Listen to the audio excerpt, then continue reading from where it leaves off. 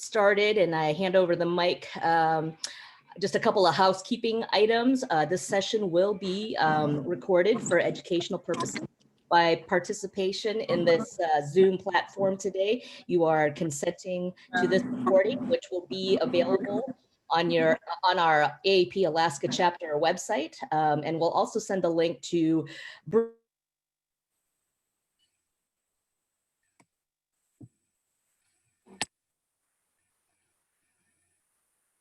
Shoot. Did anybody else lose audio? Yeah, hang on. Okay. Anna's just muted.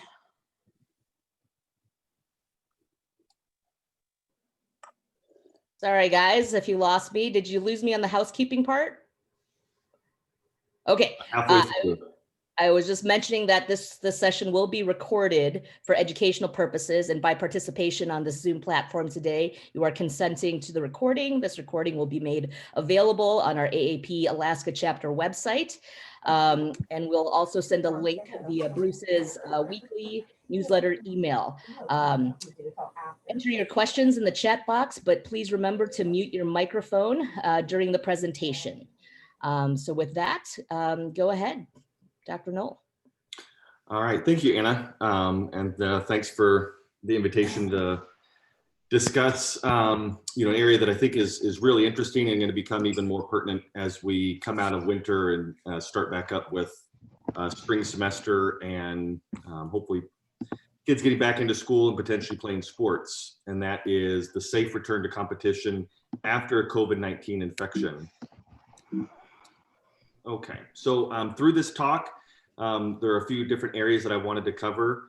The first is just to discuss what is the concern for athletes after a COVID-19 infection. We've obviously heard so much about COVID-19, but what specifically is the concern in athletes?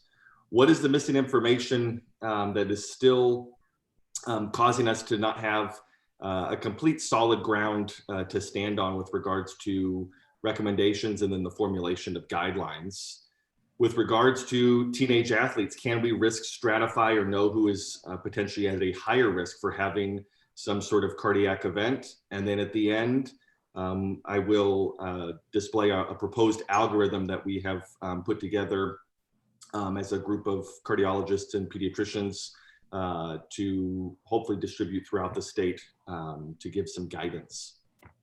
So again, what is the concern in athletes? All these athletes here, professional or amateur, have had their seasons either cut short or completely stopped before they even started because of a COVID-19 infection and then the subsequent myocardial involvement. So obviously anyone that follows sports knows that there's been tens to hundreds of athletes that have tested positive.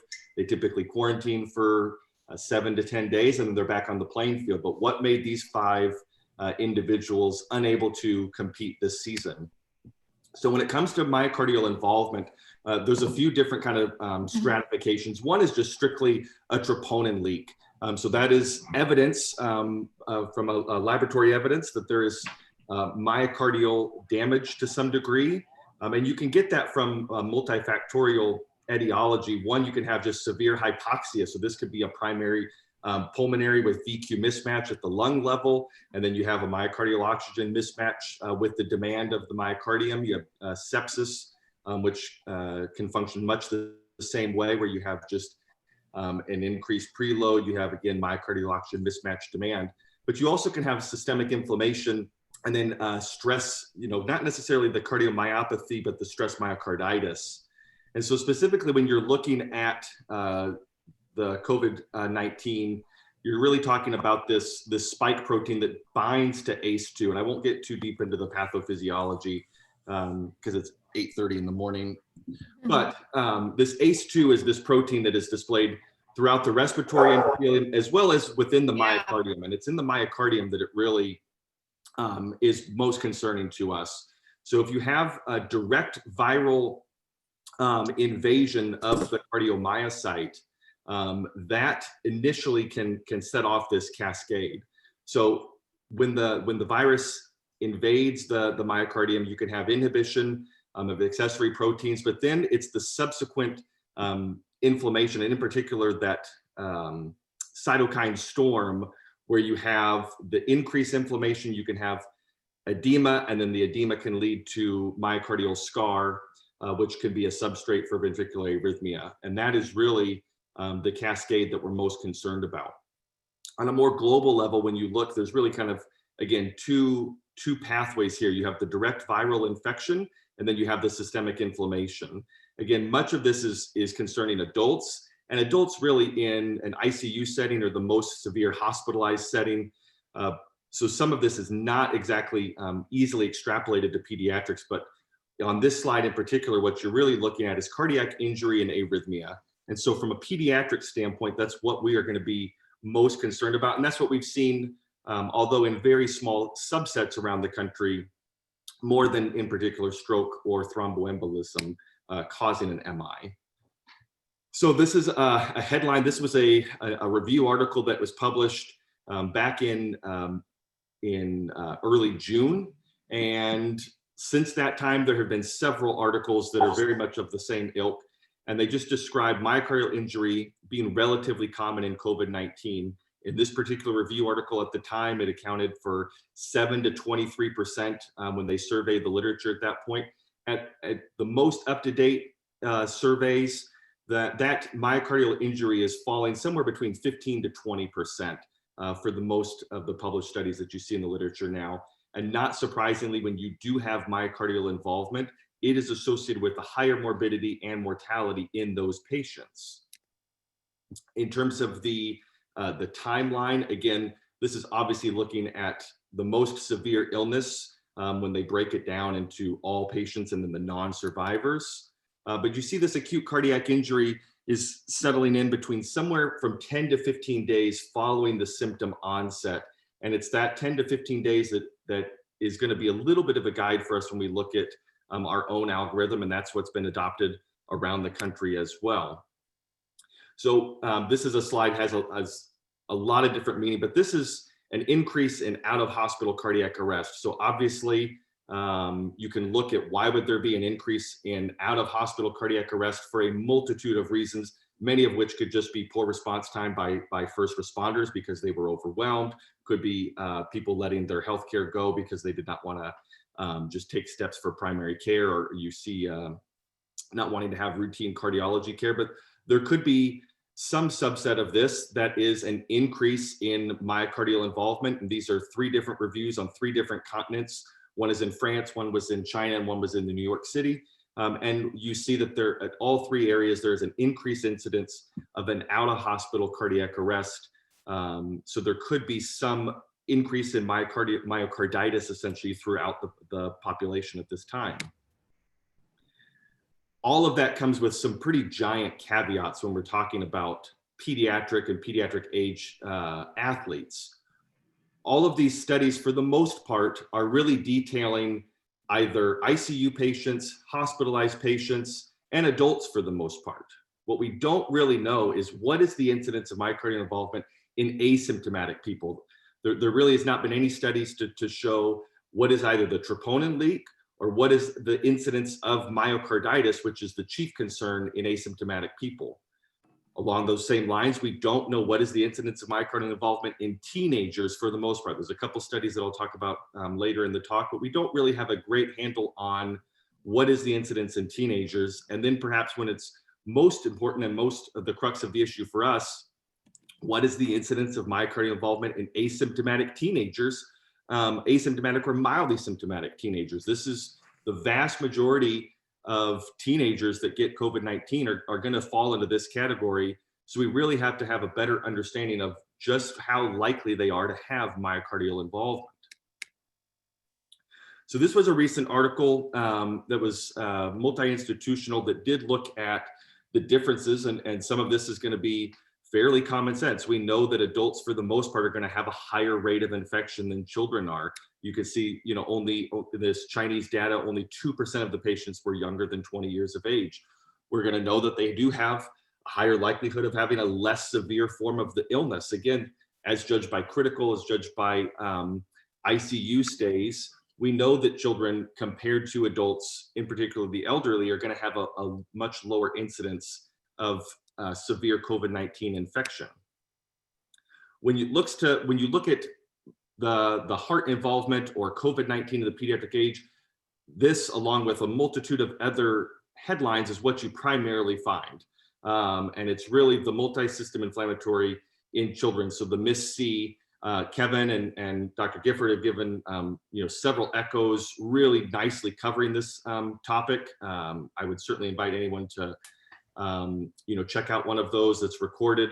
And they've really detailed very nicely this toxic shock-like syndrome that we have seen in a handful of patients around in Alaska.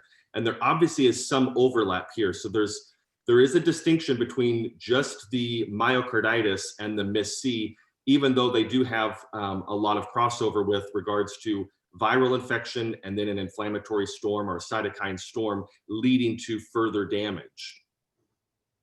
So when it comes to cardiac involvement in COVID-19, if it is present, what is the primary concern of the myocardial involvement? Obviously, involving the heart is concerning enough, but what specifically are we meaning by that?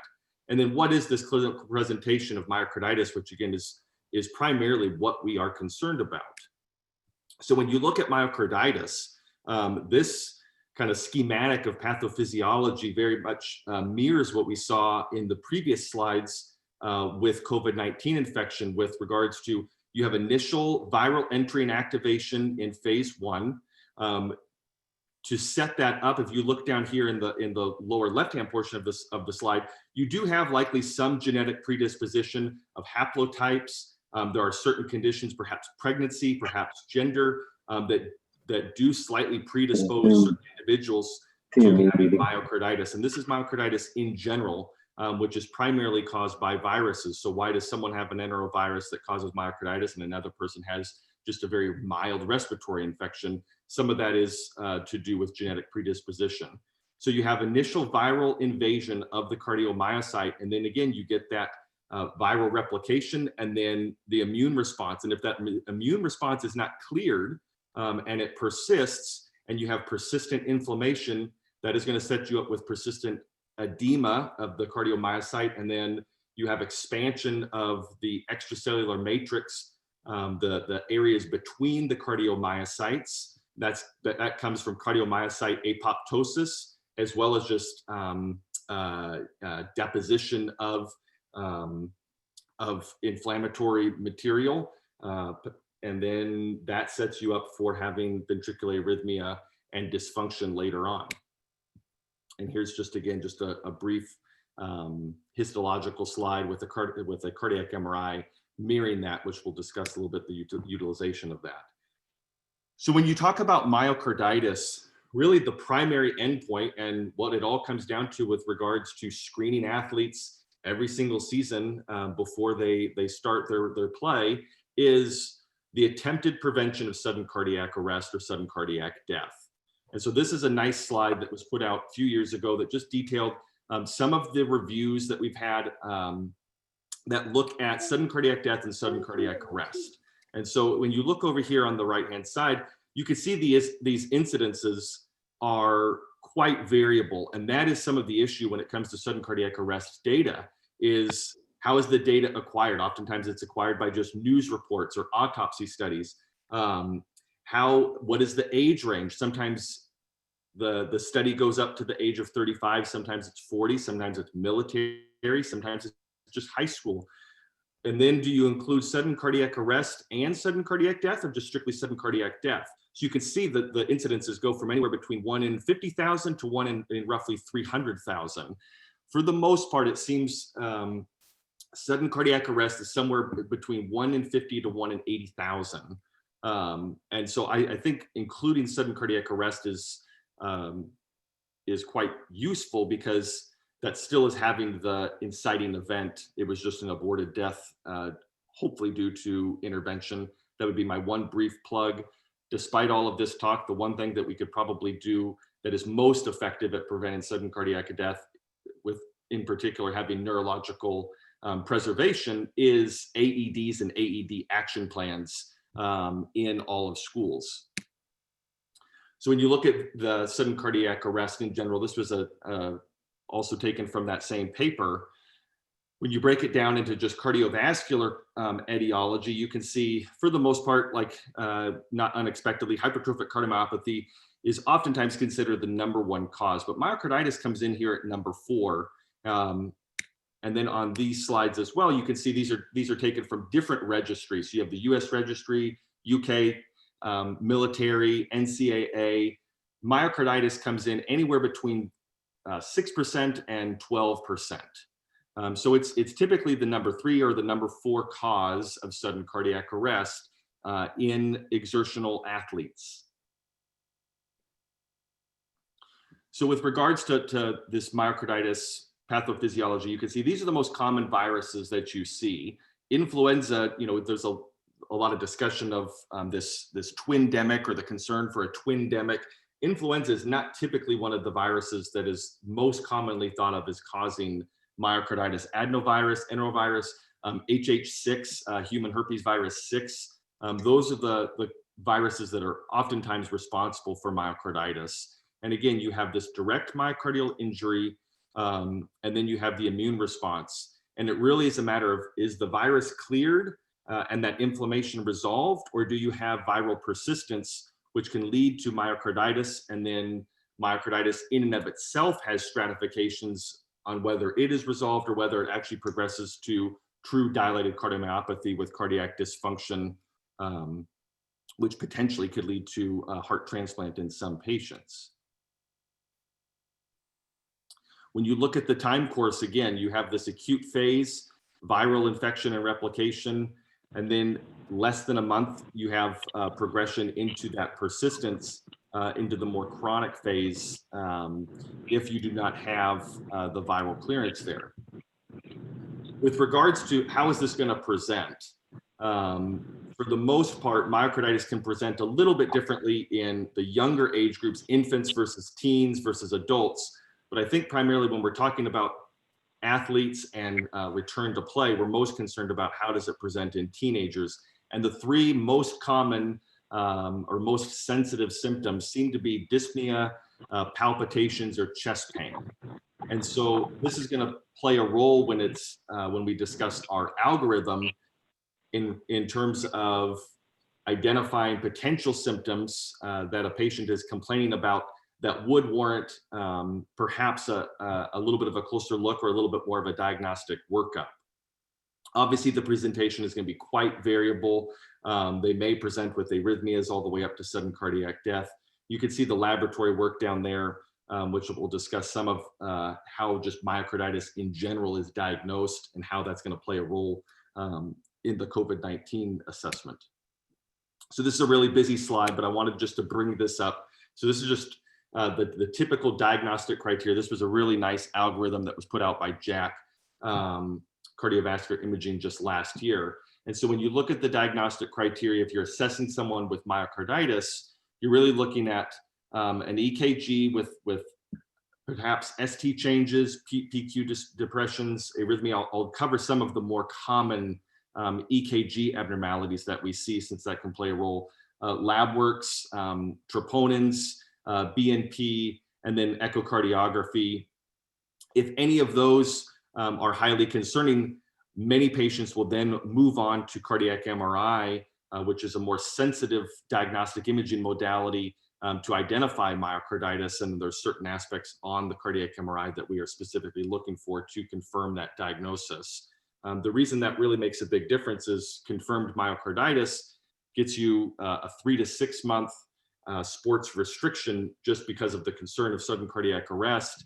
But if you're not identifying that, you do not want to be restricting athletes from playing unnecessarily. And that's always the concern with over testing in this population, is the restriction of healthy patients just due to the benefits of exercise and sports.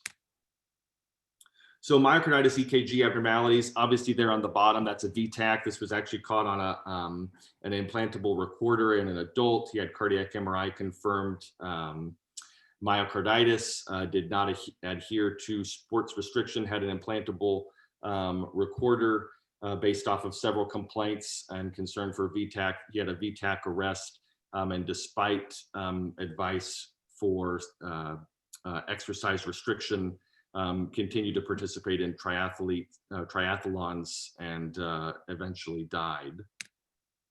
But obviously we're not looking to identify VTAC. That's a little bit late in the game to be identifying. This is an EKG example of diffuse ST segment elevation. So you can see in all leads there, you have ST segment elevation. This would be what I would kind of term like the classic, kind of myocarditis EKG finding. This is what comes up most commonly if you look up EKG findings in myocarditis, or in particular myopericarditis. Unfortunately, this can really mirror early repolarization, which is very much more akin to a normal variant, particularly in athletes, and in particular African-American athletes. You can see there are some differences in just the distribution of the ST segment elevation. In the EKG on the bottom, you can see, particularly in those mid-precordial leads, is where you have the ST segment elevation, but you're not seeing it diffusely across the entire EKG itself. So this would be something of trying to decipher, but having both of these EKGs on your desk, deciphering which one would be concerning for pathology, which one would be considered much more of a normal variant and not really worthy of athletic restriction. Another EKG abnormality in this case is left bundle branch block. This was again taken from another article that was detailing just the most common EKG abnormalities and then correlating them with the cardiac MRI findings. Here's a little bit of a better example for left bundle branch block. I think for the most part, you can see just that widened QRS complex, that scooped out appearance in the precordial leads. I think for the most part, people would see this and be able to recognize that this does not appear normal for a teenager. Maybe not identify all of the pathology underlying here, but at least would be able to recognize that this would warrant more of a concern and perhaps a closer diagnostic workup. Here's another example of just T-wave inversion that you can see. So you can see upright T waves in V1, but then in the remainder of the precordial leads, you have inverted T waves. You have inverted T waves in some of the limb leads as well. This would be considered abnormal. This is probably roughly the third or fourth most common myocarditis EKG abnormality. And then lastly, this is a little bit more rarely seen, but if you do have myocardial inflammation that's in close proximity to the AV node, you can have atrioventricular dissociation and have some degree of AV block. So this is on a little bit of a sliding scale, all the way from prolonged PR interval all the way to something like this, where you have complete AV dissociation. For the most part, with regards to EKG abnormalities, the lowest percentage that I've seen reported in the literature is 47% of myocarditis will have an EKG abnormality. In that previous article that I was showing that detailed EKG abnormalities correlating with cardiac MRI findings, in that group of patients, they had a 78% of their patients had an EKG abnormality. But again, that's patients that went on to have a cardiac MRI, so potentially a higher risk subset there. But anywhere roughly between 50 to 70% will have an EKG abnormality with myocarditis. So with regards to myocarditis, in addition to EKG and echo, and I kind of glossed over echo, just other than looking for systolic dysfunction, cardiac MRI plays a really large role. So this was, there was a conference up at Lake Louise. A white paper came out that was detailing how you actually diagnose myocarditis with cardiac MRI. I won't go over the specifics of this, but they came up with this Lake Louise criteria, which is based off of 3 different sequences that are identifying inflammation of the myocardium as well as potential scar. And so this is widely adopted across the vast majority of pediatric institutions. And so the numbers here don't necessarily make a large difference, other than the message that this is pretty uniform throughout most institutions. Of a pediatric patient comes in, you're not really in the same risk stratification as having a 55-year-old present into an adult ER with a troponin leak, where you're most concerned about an MI from atherosclerotic coronary disease. You are most concerned about myocarditis. those patients, for the most part, go on to get a cardiac MRI to confirm that diagnosis, as well as risk stratification, and then set up a baseline to potentially have it repeated before clearance back to sports. So again, this is fairly standard of practice, much more so than performing endomyocardial biopsy. So the sports fallout from COVID-19, anyone who follows sports saw headlines like this earlier this spring, this summer. College football was deciding which conferences were going to play. NFL went on with it. The NBA put their teams in a bubble. Baseball obviously played with no fans. All of these leagues, for the most part, they're testing their athletes, either every day. The people associated with their athletes almost every day, and so that's a different mechanism than is certainly available to the lay public. We don't have that ability, obviously, to test athletes every day to identify and then trace close contacts and quarantine those athletes. So where did that concern come from? It was not just strictly based off of the concern for COVID-19 spreading from athletes to potentially more vulnerable populations. That was some of it.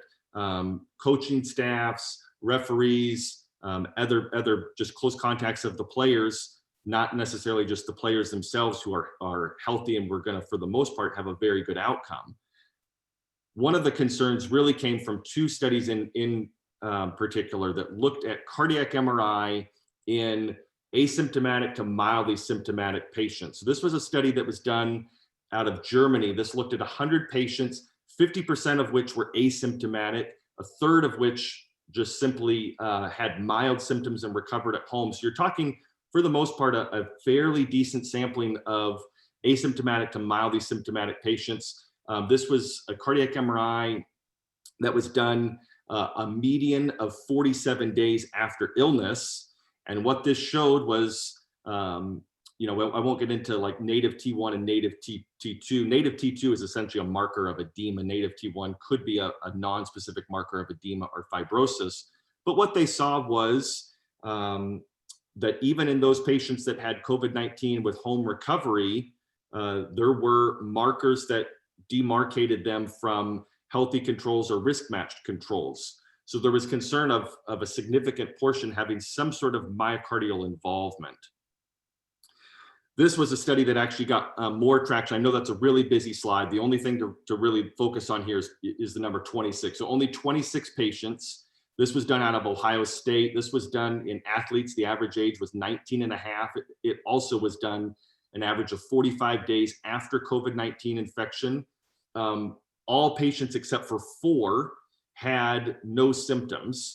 And this was 57% male, and they had football, soccer, volleyball, and basketball athletes. And when you look over here, out of 26 patients, they had 4 that were meeting the cardiac MRI criteria for myocarditis. So 15%, 4 to the 26 had cardiac MRI evidence, and then several more had this fibrosis pattern that was concerning, that was not necessarily indicative of it itself of myocarditis, but of a more broad myocardial involvement. And so these two studies, and in particular this one at Ohio State, which they're still trying to unravel from, really gave a lot of concern because of the asymptomatic nature of the patients, and then seeing this concern for cardiac MRI findings of myocarditis, which we know is a risk factor for sudden cardiac arrest. And so that was one of the reasons that several college football conferences gave a lot of pause, and then finally decided to play towards kind of mid-season. Just to go back here. So, but before I move on, there are several caveats to both of these studies. This one in particular, the one from Ohio State, was actually published as a letter.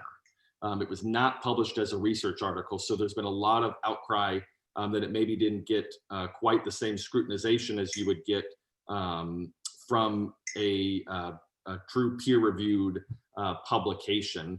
It also did not have any age-matched controls Ohio State is an excellent group for cardiac MRI. They are one of the leaders in the field for sure. But it was a little bit of a concern that they did not have any age match controls, because you can also find literature that there is this LGE or fibrosis pattern in endurance athletes or high intensity athletes. So some of these findings could have just been normal athlete findings.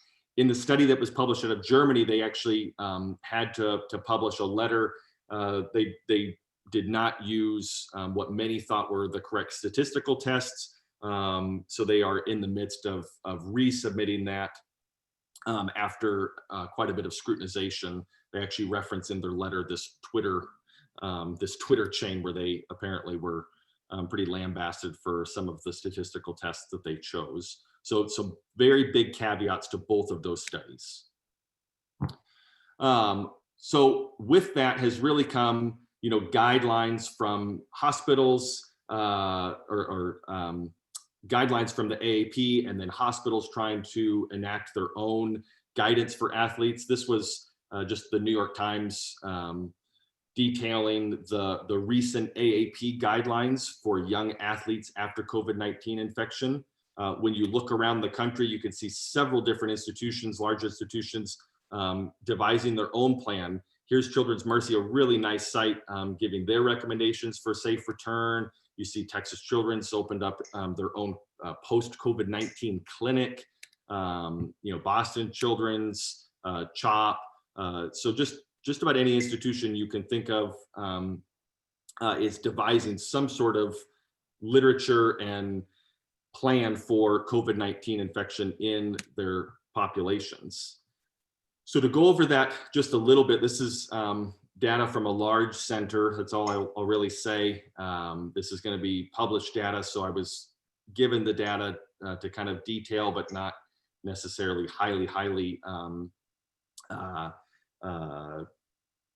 exact numbers. The data is over 60 patients. The average age is about 14 years. In this clinic, this is non-MISC patients. This is just post-COVID patients, but non-MISC. They had symptoms that were in roughly about 60% of their patients that they were seeing. Most common were dyspnea and fatigue. Minor EKG abnormalities in 55%. This included anything from just minor non-specific ST segment changes, prolonged PR interval or first degree AV block, some mild non-specific T-wave changes. Those were the three most common. The average ejection fraction by echo of the left ventricle was normal. So anything really above 53 to 55% is considered normal. So they were well above that. However, they did have a small percentage of patients. I don't know how small. I did try to kind of go back and forth to get a little bit more exact number to have an idea, but all I got was small percentage that did have systolic dysfunction.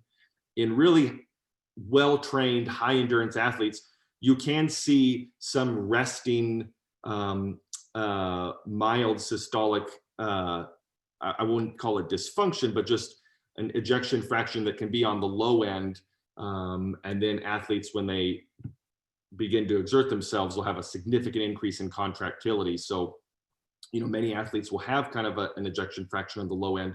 I did clarify that those patients that did have the systolic dysfunction also did have minor EKG abnormalities, did have symptoms, and were being restricted for myocarditis, because many of these patients, the vast majority, did go on to have a cardiac MRI. The vast majority of cardiac MRIs were normal, but they did have some occasional patients with edema and gadolinium enhancement, which can be a sign of fibrosis. So out of roughly 60 patients, they did have a small percentage that they are treating and essentially diagnosing with subacute myocarditis and are restricting for 3 to 6 months. Whether that proves to be the right decision or not, I'm not sure. But I think when you have this constellation of EKG abnormalities, symptoms, a slightly lower ejection fraction by echo, and then cardiac MRI evidence of myocardial involvement, you really have quite a bit of evidence there that that patient may not be safe to play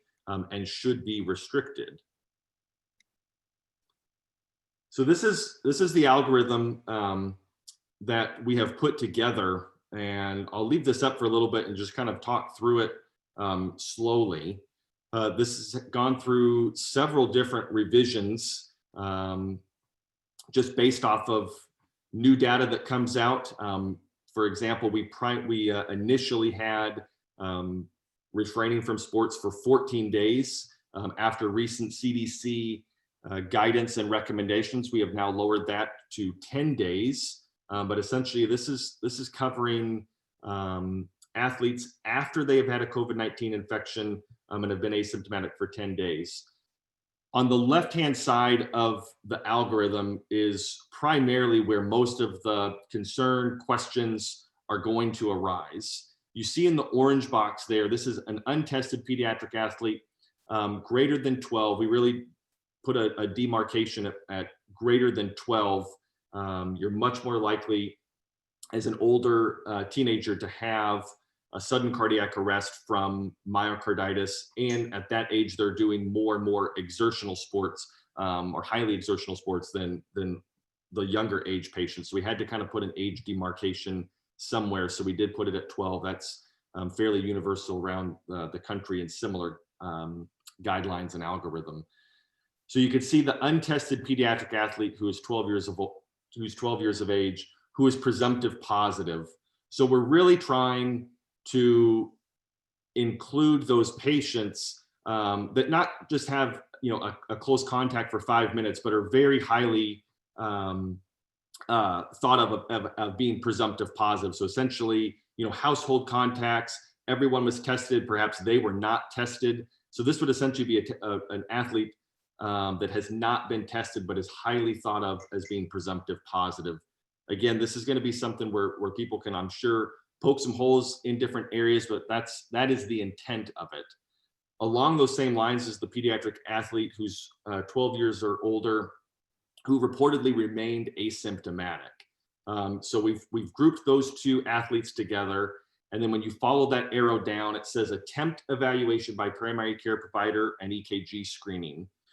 Now, the wording here is fairly important.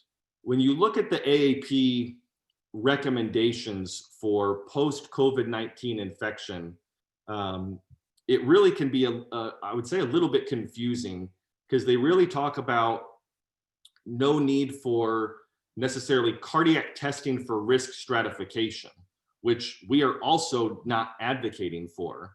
But they do recommend that these patients see their primary care provider. So in many of these they're not guidelines because they don't have the literature to support them, but in many of these recommendations and commentaries, they really kind of have this gap between whether patients need cardiac testing or they can just go back for clearance. But somewhere in there, oftentimes they're still detailing that they should see their primary care provider, which is something that we are advocating. So this had been consider evaluation by primary care provider and consider an EKG screening.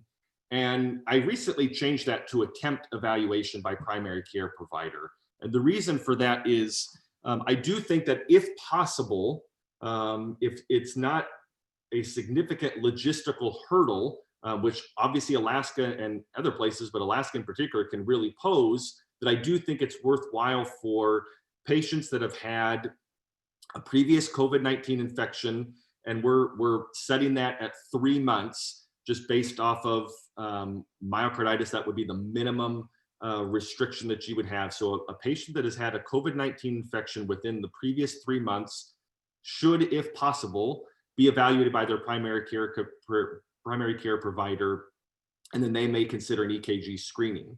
If that's normal, without concerns, either symptoms or no symptoms, and they get an EKG and it also is normal, then they would go on to a gradual return to competition, and we can kind of go over that slide.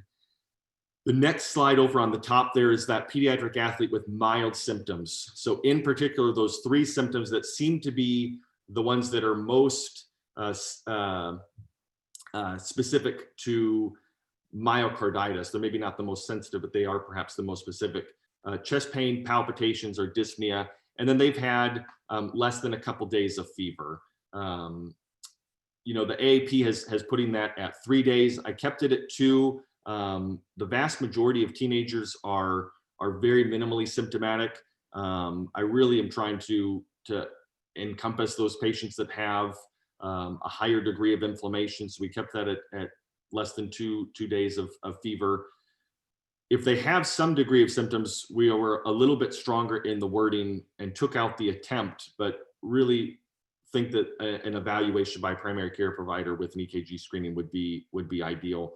Again, obviously this discussed with cardiology. I know for myself and Kevin, who's on this talk as well, we'd be more than happy to discuss any of these patients over the phone or help with interpreting EKGs or just trying to decipher what is best for the athlete. And then as you go a little bit further to the right on the algorithm, honestly, I think this is a little bit more cut and dry. Those patients that had more severe symptoms, prolonged bed rest, prolonged fevers, are having chest pain, palpitations, or dyspnea. Certainly if they had, on the far right, if they were hospitalized and had abnormal cardiac testing, that's going to be essentially, treated as myocarditis. But those ones with more severe symptoms, the primary care provider should be involved, but we should be seeing those patients to potentially risk stratify them. Many of them may be able to get cleared for athletic competition relatively quick. If those patients come to see us, perhaps their chest pain or their dyspnea is felt to be non-cardiac. We do our testing and it's all very reassuring that athlete. If there's no evidence of myocarditis, we'd be more than happy to try to get them cleared so that they're playing. That is really the intent, is for athletes to be competing and not to be overly restricted. Here's a slide that was adapted out of the British Journal of Sports Medicine and really seems to have been adapted in many algorithms, either in word form or just this same figure. I've modified it a bit to change it from 14 days to 10 days. But this again is the recommendation for once those athletes do get clearance, how they're able to return to play. So this is most pertinent to those athletes that had a fairly recent COVID-19 infection and maybe have been somewhat deconditioned and restricted. This is not intended for, if we're going to extend this algorithm all the way out to 3 months, perhaps you have an athlete that felt asymptomatic, returned to play, was back to full exertion, and then perhaps just needs their form signed with an evaluation. I don't think they would need to necessarily backslide all the way back to stage 1 here. But if you're just clearing a patient after a recent COVID-19 infection, you can see on here, one, the activity description as it goes through for a series of 5 days, minimum rest, and then just increasing the intensity of the training or the exertion. Some examples of the exercise allowed. The percent heart rate max, this obviously is going to draw a lot of concern.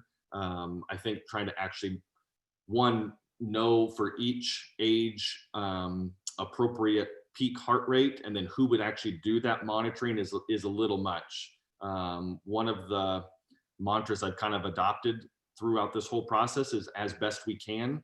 I really think the intent is try to do as best we can at safely clearing these athletes without just kind of overly non-feasible recommendations. And I think trying to monitor patients' heart rates would be pretty tough to ask of most schools and institutions. So I think trying to guide this on basically the activity description, the exercise allowed, and then the duration is probably the best way to look at this. And this is something that we've discussed with the ASAA, with the athletic directors, trainers, school trainers, school nurses, just to try to be mindful of. But I think it still is good to have an idea that once those patients get clearance to play, the intent is not that they the very next day are back out going 100% with all competition. So this used to be my closing slide, just a lot of buildings and a concrete jungle in Houston. Very happy to trade that out for a much more serene setting here. So With that, I think Dr. Tomasoski has just a few slides as well that she wanted to share, and then hopefully we have some time for questions as well. So I've stopped sharing. If Dr. Tomasoski can. Sorry, I had to unmute myself. So yeah, thank you. Right. I'll go ahead and share my screen here. So as Corey said, I just wanted to share a few more things for you guys. So how I got involved, I'm a pediatrician out in Wasilla, and I'm also the medical advisor for the Matsu School District. And as many of you may have saw the AAP national lecture back in October that started discussing this by one of the sports medicine doctors, Dr. Bernhardt. And so I then thought that would be something that we should be looking at and starting to do. So got together with the pediatric cardiologist in Alaska and started to coordinate all this. And thankfully, they were willing to help, and Dr. Noel's done a great job, getting the word out there. So part of that was coordinating with the Alaska State Athletic Association, or ASA, as they make most of the recommendations for what the districts follow. As many of you know about the return to play for concussions, that is a little bit different as all the districts follow that, because that is also under a state law.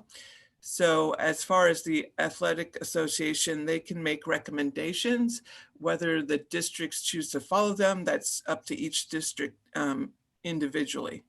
So as of January 1st, the Athletic Association has put forth the motion and passed it that they will be requiring parents to sign a form acknowledging they have received the COVID risk sheet and recommending students who have either had presumed COVID or positive tests should be cleared by their medical provider to do a return to play protocol. So this is what we came up with as far as our protocol. Or our form, right? This would be what your student athlete would be giving to you to fill out.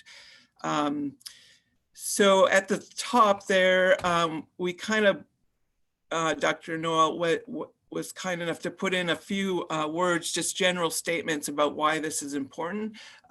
So again, like the return to play following concussions, there's been a lot of information on that that's been going on for the last 10 years. And so parents, families, coaches, students are all more aware of it. This being a little bit newer, we're working on getting the word out there, but this would also help families understand a little bit of why it's important to do this. So that's a little bit at what the top is about, just kind of some general statements about the concern. And then right here in the middle, you can see this is basically where we're starting. If the athlete, again, 12 years or older, has tested positive, again, in the last 90 days, and we might have to change that to tested positive or presumed positive, but we're asking that it be cleared by a provider. And so then again, we try to make it easy for the providers. So in case they haven't seen this lecture or hadn't heard of this, the form kind of helps them go through it and know which athletes they may need to talk to cardiology about or refer to cardiology. So again, you want to have that student already have had at least 10 days without having any symptoms, or if they were asymptomatic, 10 days since their positive test. And then, of course, if they were hospitalized, that usually is more concerning. And so they should probably be referred to cardiology. And then we want all of these screening questions to be a negative, so that they do not have any further chest pain with their normal activities. Of course, no syncope, any dyspnea, fatigue with daily activities, or any new heart palpitations, or if there's a heart murmur heard on exam that is new or was previously unidentified. So then if any of those were yeses, then it would be best to talk to your cardiologist or refer to cardiology, of course. And then again, this note is just kind of a low reminder of which ones should, definitely be seen by cardiology. So if they had the multi-system inflammatory syndrome or MISC, or is a significant fever, putting them more in that moderate category, then at least a EKG would be at minimum and then to consider cardiology referral. Someone had asked about whether the algorithm would be referenced anywhere. It will be posted on the Alaska State Athletic Association's website. And again, it is, as Dr. Noel said, we've had to adjust it over time with the information. So if changes are made, we will try to keep that updated on that website. And then again, if they've passed, everything is good, we can fill out the rest of the form. And then on the back side is where we go to the return to play, the clearance part. So as a provider, you would sign them off saying they are ready to go to their return to play, which is based off that British Journal of Sports Medicine. So we just put it in words. We took out the part about the heart rates, at 80% max or whatnot, just because this will likely be either an athletic trainer, school nurse, or if you choose to do it yourself, to kind of help the athlete kind of go through the steps and make it easy to understand. And then, they can simply sign it off, and then the student can be ready to go back to their full activity. The one thing that's slightly different with this return to play versus your return to play for concussions, with the concussion one, right, if they get some symptoms, you kind of go back to the previous step, repeat, and if they do better, then you progress through. The big thing with this is if they do develop those symptoms of dyspnea, palpitations, chest pain, right, those would be the big concern, and that would be, okay, you need to go back to see the provider who signed off your form, and likely have to go to see cardiology. The one thing would be that maybe if they really haven't been playing, active at all, and they do get a little bit more tired, right, that would probably be reasonable just to have them repeat that one day. And again, if it's persistent or they develop new symptoms, send them back. If they start to do better, then you can simply kind of help progress them through.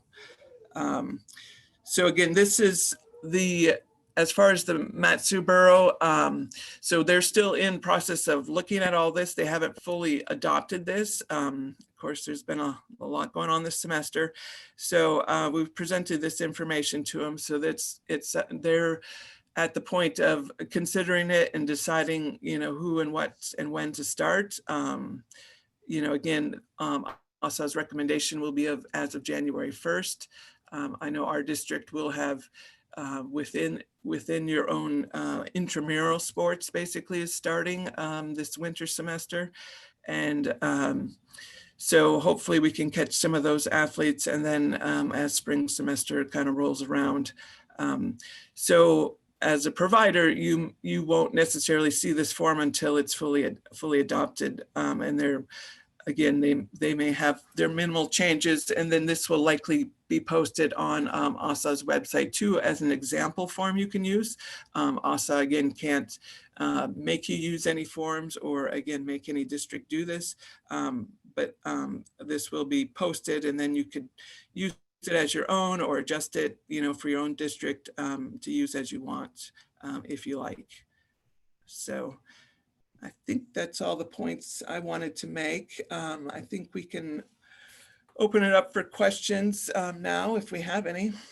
You do. Actually, I'm looking at the chat box right now. Is there a place to bookmark this algorithm in case you change it in the future? I think you just said that you're going to put it on the ASA website, a sample of this and the form. And I guess you guys, if there are revisions, you would let us know if there are updates. We could also post it on our chapter website if you guys are willing. We'd love to share that. Let's see. Does Alaska have a specific return to play post-COVID form for athletes? I don't know that the entire state does, but Therese, like you said, this is a sample on the ASA website, right? That people can adopt for their school districts, right? Correct. So you could use that as your own. You could change it at how you like it to make it work for your district. There are others you can Google, and they're quite similar, but we just made it what we wanted for our district. So. Next question from Stephen J. If a child in a home with one or more infections or on a team with them but was not tested positive, it seems difficult for me to truly think that they were not exposed and thus likely some asymptomatically infected. What would be the guidance for them? And then the second part of this question is, are all kids participating in any sport considered athletes? For example, higher stress activity exertion should or shouldn't be more concerning? Yeah, so I think, that kind of really falls to that far left column that we had on the algorithm, the presumptive positive. But I think, Dr. J kind of, encompasses that of an athlete that had a pretty close encounter, particularly a close household contact. That would be a patient that I would consider to be presumptive positive, in particular if they never got tested, and would fall under the presumptive positive, and thus would then go. We would encourage or say to attempt a primary care provider evaluation for any sort of symptoms. That asymptomatic category is a little bit of a, I guess maybe we were a touch aggressive, just because I could see a lot of scenarios where teenagers say they were asymptomatic, and then with further questioning, you come to find out that maybe they weren't quite as asymptomatic as they were initially saying. That perhaps they do have some mild chest pain, or they do have just some dyspnea, which very much of it could come from just decondition. I see, I ask pretty much every patient I have what they do for activity, and the percentage that basically shrugs and says, well, before COVID, I was doing this, and then since then, nothing. So I know there's going to be a large deconditioning component to this as well. But for that patient in particular, I would say that would be the presumptive positive. With regards to the sport, he's absolutely right. When you dig a little bit deeper on some of these kind of algorithms, not that they necessarily stratify who should get what kind of clearance or who should go see a physician based off of what sport, but there is a different intensity. So high isometric, high isodynamic components, mixed martial arts, wrestling, endurance running, cross-country skiing, football, those are kind of the highest dynamic and isometric component. Basketball, baseball, track and field, those are kind of middle, and then kind of your lower intensity, golf, badminton, billiards. I don't know, I was kind of just scoff at those, but yeah, so there's definitely a sliding scale of more exertion, particularly with myocarditis, that is perhaps epinephrine driven or adrenergic driven for its actual sudden cardiac arrest component. You do probably have a lower, you do have a lower risk if you're playing those sports. But if we were kind of looking at this, if they need clearance just with the sport, through the school, I don't know if it's going to really demarcate on what sport they're playing, but, layman, the reality is that, yeah, they are a lower risk. Question from Elisa. ASA recommendations for older teens. Do you mean American Society of Anesthesiologists? What is ASA? Which ASA? Please feel free to unmute. The ASA, Alaska State Athletic Association. Sorry. 2 A's. Okay. I don't think that there's, just in talking to the ASAA, I don't think that they had they were kind of, I think, somewhat going by our guidance or recommendation for where we drew the line on those sports. We drew it at 12. kind of thinking that would get middle school and high school. Maybe Therese knows, but I don't know of anything else that stratifies based off of just strictly age, and in particular, like kind of just high school aged athletes. Yeah, no, this would include all athletes, you know, whatever sport they play. From Amy Dressel, I think this was in reference to on the algorithm. Should it be changed to new heart murmur? This may cause confusion, and I could see them trying to restrict any athletes with a murmur. Yeah, that's a good point. I don't know. That might be something to discuss. You know, if it is someone who already has a known heart murmur, do you think that would be something that should be talked with the cardiologist, Dr. Noel, or? Yeah, I would say if it's something that was honestly thought to be an innocent heart murmur and has been heard consistently, and this is, you know, a consistent finding, I would feel comfortable with, you know, essentially if that was the only finding, I would feel comfortable with clearance, you know, and then kind of, you know, I'd be happy to discuss over the phone of whether we wanted to get them in as an outpatient just to evaluate the murmur. But I agree. I wouldn't want to restrict them based off of a murmur that has been consistently heard. So Go ahead. we could make that change on the form easily. That's a good idea. Thank you. Clarification on Elisa's question. ASA was aspirin recommendations for older teens. Sorry. Okay, aspirin. Yeah, that, you know, this came up actually during Kevin's, you know, echo, just based off of the thromboembolism risk and aspirin. Obviously, it's a little bit more cut and dry in older patients. We really tried to discourage the aspirin, you know, just from the Rye syndrome standpoint. I don't think that older teens are going to have a significant thromboembolism risk unless they really had MIS-C and were hospitalized and had that degree of inflammation. Those are the patients that we've put on some degree of anticoagulation. But I think for the most part, the majority of patients in this algorithm, I would not advise aspirin. We've got a couple more questions. We are at 9:32. Are you guys okay with finishing off the questions? Yeah. So for Matt Cerna, CDC recommendations for return from isolation are 10 days minimum from symptom onset with improvement of symptoms, but not necessarily complete resolution. Is return to play protocol asking for complete resolution of symptoms? Yeah, I cut out there for a second, but I think I saw his question. So that this is definitely an area I feel like that draws a lot of questions, and this is where an algorithm in an attempt to try to make it simplistic and easy to follow can lose some of the nuance. I had a question before when we were discussing the algorithm of something like, you know, loss of smell or taste. Well, are we literally saying, you know, they haven't had their return of smell, so should they not get cleared to play? That's not the intent. I think something that's, you know, if they're having persistent chest pain, palpitations, dyspnea, that's something where maybe they could come to us for evaluation. That would probably put them, if they're having persistent symptoms, that puts them in a little bit of a higher category on that algorithm. If it's strictly just, you know, yeah, they've not had a return of taste or smell, or they have just a very minor cough or something like that.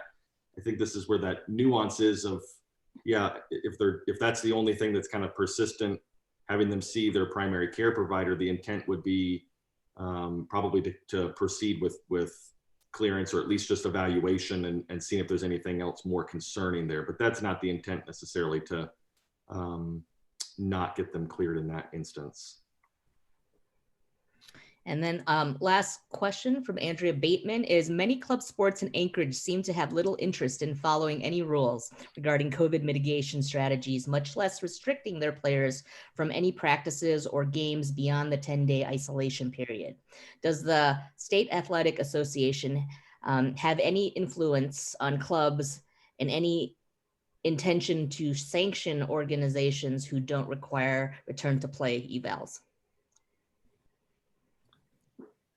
I don't know, Therese, do you remember? I know that they discussed that, when we presented to the ASAA, our algorithm, there was, I think, a lot of the same angst demonstrated just for the club sports, for adherence to masks. I think they were very much feeling like they were fighting the uphill battle in with that same regard of they did not have any sort of ability to sanction or regulate, and were kind of growing frustrated that they were seeing athletes that maybe played in high school and on club teams and had to regulate in one area, but were not being regulated at all in the other area. So unfortunately, I don't think ASAA, other than trying to, maybe verbally condemn or encourage, had much recourse there. Yeah, I don't think they do. Again, they can make the recommendations. It's partly why our district has tried to keep sports as open as they can, because similar in the Matsu, right, with the club sports, much less mitigation and of course mask wearing, whereas the school sports, at least they're now required to wear masks, and there's much more mitigation plan. So yeah, that's the good thing about keeping them in the school sports. Mm-hmm. I will say that was one of the reasons that we just put those little bullet points on the form, was so that parents could when it comes to COVID, it's not a shock that there's a lot of, politicization of, people's thoughts about COVID and the regulations and whatnot. So I think trying to highlight to parents, the specific concern and the specific risks, so that they have an idea. Oftentimes, not always, kind of surprisingly, not always, when you start, discussing your child's heart, it doesn't always draw the concern you think it should, but that's why we tried to detail, this is the concern. Yes, it's rare, but this is the concern with a post-COVID-19 athlete, so that maybe it would at least spark the parent side to reach out to their primary care provider. If their coach or their team is not necessarily requiring it, then maybe the parents would see that in and of itself and say, for my own child's safety, I'm going to get them checked out. Okay, I think that was the last question. Any final comments? Otherwise, we certainly want to thank you for your time today, Therese and Corey, for discussing this topic. And have a happy holidays, everybody. Yeah, thank you. I guess only thing I would say, again, that algorithm, we really tried to make it simplistic to follow. I know that there's going to be nuance. There's going to be areas that a certain patient could slip between, two categories. I know Kevin, who has met probably more of you than I have individually, just thanks to COVID, unfortunately, my arrival, is very open to discussing patients with anyone. I'm the same way. If you guys have a patient that you're just a little concerned about, maybe not ready to check that, full return to play or return to competition box, and want to discuss it at least over the phone, or send us some information, we'd be more than happy to do that, because I do understand it's a very layered and nuanced topic. Well, we certainly appreciate that. Lots of thank yous are coming in through the chat box. So again, we certainly appreciate your time this morning. And thank you. Yeah, you're welcome. All right.